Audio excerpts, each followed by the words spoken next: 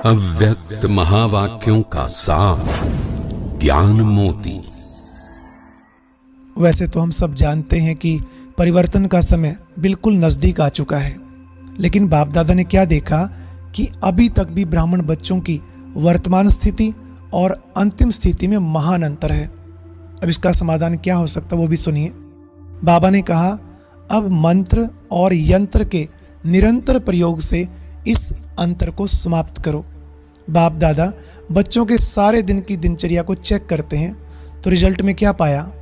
जैसा समय होता है वैसी स्मृति नहीं रहती, अर्थात समय प्रमाण स्मृति स्वरूप का अभ्यास कम दिखाई देता है। फिर बाबा ने इस बात को दृष्टांत देकर समझाया।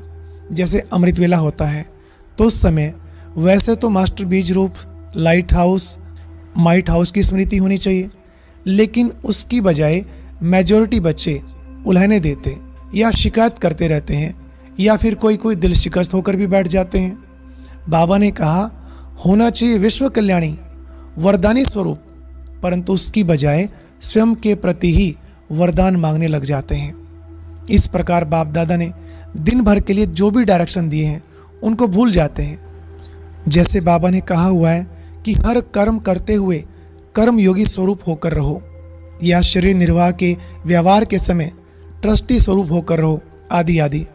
कितना कुछ बाबा ने समझाया है, लेकिन समय प्रमाण ये स्वरूप धारण न करने के कारण ही सफलता नहीं मिलती, प्राप्ति नहीं हो पाती, और फिर कहते हैं खुशी पता नहीं क्यों नहीं रहती।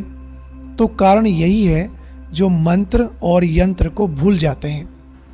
ये सब सुनाकर बाबा ने फिर से पूछा, समझे क्या कमी करते हो? तो आज के बाद हर कार्य करने से पहले अपनी श्रेष्ठ स्थिति में स्थित होने की तैयारी करो। जब करने के बाद सोचते हो तब प्राप्ति के बजाय पश्चाताप होता है। इसलिए करने से पहले जो उस कार्य के प्रति बाप का डायरेक्शन है उसको स्मृति में लाओ और ऐसा स्वरूप बनकर फिर उस कार्य को करो। ओम शांति। आज का अव्यक्त इशारा, कंबाइंड रूप की स्मृति से सदा विजयी बनो। सदा यही स्मृति रहे कि मैं रूह उस सुप्रीम रूह के साथ कंबाइंड हूँ।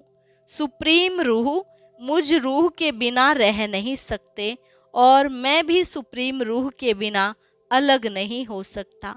ऐसे हर सेकंड हुजूर को हाजिर अनुभव करने से रूहानी खुशबू में अविनाशी और एक रस रहेंगे।